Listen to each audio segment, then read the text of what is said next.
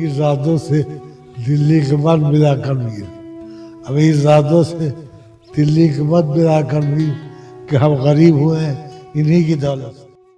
آداب ناظرین، E T V کے خاص نشریات ایک شاعر میں آپ کا خیر مقدم ہے، اور آج ہمارے ساتھ خاص بات چیت کرنے کے لیے موجود ہیں لکھنؤ کے معروف شاعر رئیس انصاری صاحب، اور ہم ان سے جانیں گے کہ شاعری کی شروعات کس طریقے سے انہوں نے کی اور اب تک کے کیا سفر رہا۔ سر بہت خیر مقدم ہے E T V Bharat Urdu میں۔ شکریہ۔ ظاہر ہے کہ لکھنؤ کے سینئر شعراء میں آپ کا شمار ہوتا ہے۔ کب سے کس طریقے سے شاعری کی شروعات ہوئی، اور اردو زبان کا جو دبستان لکھنؤ کہلاتا ہے، لکھنؤ کی اردو کا سفر اور اس کی تاریخ کیسی رہی؟ لکھنؤ جس زمانے میں نے شاعری شروع کی، اصل میں اسی وقت لکھنؤ ختم ہو رہا تھا۔ لکھنؤ بنیادی طور پر اردو تہذیب کا نہیں بلکہ اردو زبان کا واحد شہر ایسا تھا جہاں سبزی فروش بھی اردو بولتا تھا۔ جیسے یہ کہا جاتا ہے کہ سبزی فروش ککڑی بیچتا تھا تو ککڑی کو یہ لیلا کی انگلیاں اور مجنو کی پسلیاں یہ کہہ کے بیچتا تھا، لیکن یہ اب تو بہت مشہور ہوئی۔ سے میں آپ کی شاعری پہ آتا ہوں کہ جب آپ نے شاعری کی شروعات کی، وہ زمانہ تھا جو سماج، ظاہر ہے کہ شاعر اپنی شاعری میں سماج کی عکاسی کرتا ہے، سماج میں جو اچھائیاں برائیاں ہوتی ہیں اس کو پیش کرتا ہے۔ آپ نے اپنی شاعری میں کن چیزوں پہ زور دیا، اور عوام کا جو رد عمل رہا وہ کس طریقے سے رہا؟ ہمارے دور میں ظاہر ترقی پسند تحریک کا بہت دورہ تھا، لیکن وہ سوال پذیر ہو گئی تھی۔ کیفی اعظمی اور علی سردار جعفری، اختر الایمان، جانثار اختر، جن سے براہ راست میرے تعلقات تھے۔ لکھنؤ میں جناب والا سالک لکھنوی اور سید نواب افسر جیسے شاعر موجود تھے، شمس لکھنوی، تسلیم فاروقی، یہ شاعر تھے، حیات وارثی، جنہوں نے تسلیم صاحب کے رجحان پر، تحریک پر میں شاعر ہوا اور ایک مشاعرے میں شریک ہوا سن 1969 میں، اور نیا شاعر ہوا تو لوگوں نے بہت سر آنکھوں میں بٹھالا۔ بس وہی دن خراب ہونے کا میرے ساتھ شروع ہوا، اور اسی سے لکھنؤ کا، ہندوستان کا کوئی مشاعرہ لکھنؤ کے شاعر کے بغیر مکمل نہیں کر رہا، تو اس لیے لکھنؤ کے جو شعراء تھے ان میں میرا بھی نام نئے شاعروں میں ہو گیا، اور میں بھی مشاعروں میں جانے لگا۔ اس زمانے میں میں نے شعر کہا تھا کہ وہ مدرسوں میں صرف کتابیں پڑھا کیے، ہم تجربوں کی دھوپ میں فنکار ہو گئے۔ اور جو آپ کہتے ہیں رجحان آج کے جو فرقہ وارانہ جو ماحول ہے، میں نے اس زمانے میں یہ شعر کہا تھا، ٹولیاں نکلی ہیں اب امن کا پرچم لے کر، رونقیں چھن گئی جب شہر کے بازاروں کی۔ اس زمانے میں نے یہ کہا تھا، اور اسی سے مقبولیت ہوئی اور لوگ مشاعروں میں بلانے لگے مجھے۔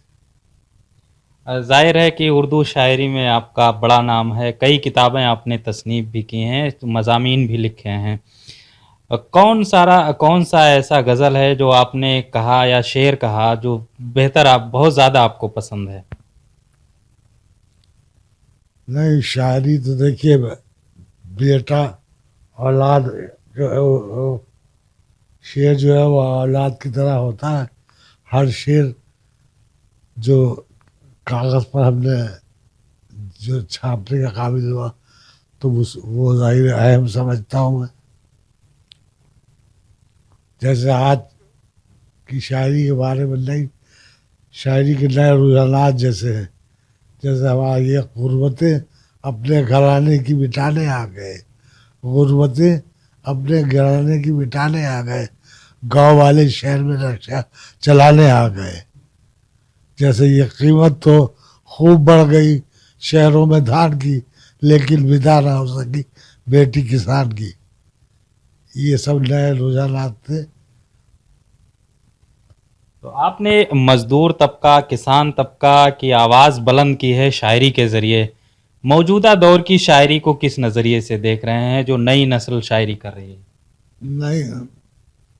نہیں دیکھے، پرانے شعراء نے بھی لکھا، جیسے میر نے لکھا تھا اپنے زمانے میں کہ امیر زادوں سے دلی کے مت ملا کر میر، امیر زادوں سے دلی کے مت ملا کر میر، کہ ہم غریب ہوئے ہیں انہی کی دولت سے. تو یہ سب بزرگوں کے خیالات سے ہم نے بھی استفادہ کیا، اسی سے حاصل کی ہے یہ زبان. میرا سوال یہ ہے سر کہ موجودہ دور کی جو اردو شاعری ہے اور آپ اگر موازنہ کریں اپنے دور کی شاعری سے تو کیا تبدیلیاں دیکھ رہے ہیں؟ نہیں تو زبان کو ایک جگہ ٹھہرتی نہیں ہے. جیسے دریا میں روانی ضروری ہے، ویسے زبان کا مسئلہ بھی ہے. جب دریا ایک جگہ ٹھہر گیا تو سڑ جائے گا پانی. اس کی پاکی، اس کی تازگی، اس کی روانی سے خام ہے. ویسے ہی شاعری کا بھی معاملہ ہے، نئے رجحانات، نئے خیالات، نئے جذبات شاعری میں ہونا چاہیے. وہ ظاہر ہے ہماری شاعری میں بھی ہے. طبقے اردو دنیا کی کیا توجہ رہی؟ ظاہر ہے کہ بہت مطلب سیریس مرض ہوتا ہے فالج زدہ ہونا یا فالج اٹیک ہونا. لوگوں کا کیا رد عمل رہا؟ کس طریقے سے عادت کا کیا لوگوں نے، اردو داں طبقے نے؟ نہیں، اردو کے جتنے بڑے شاعر تھے اس سب نے فون کیا، لوگ ملنے بھی آئے برابر، اور برابر آتے بھی ہیں، کوشش بھی کرتے ہیں. ہم نے اپنا فون اپنے بیٹے کو دے رکھا، دن بھر کہاں فون اٹھاتے رہے. اور لوگ وہ راحت دوری کا مشرا ہے کہ لوگوں نے پوچھ کے بیمار کر دیا، سمجھے، وہی معاملہ ہے. تو اس سے بچنے کے لیے چپ عافیت تو بڑے رہتے ہیں. جی تو بہت شکریہ. تو آپ دیکھ رہے تھے ای ٹی وی کا خاص پروگرام ایک شاعر، اور ہمارے ساتھ خاص بات چیت کر رہے تھے رئیس انصاری صاحب، جو لکھنؤ کے سینئر شعراء میں شامل ہیں اور انہوں نے کئی کتابیں لکھی، لکھنؤ کی تاریخ کے بارے میں لکھا.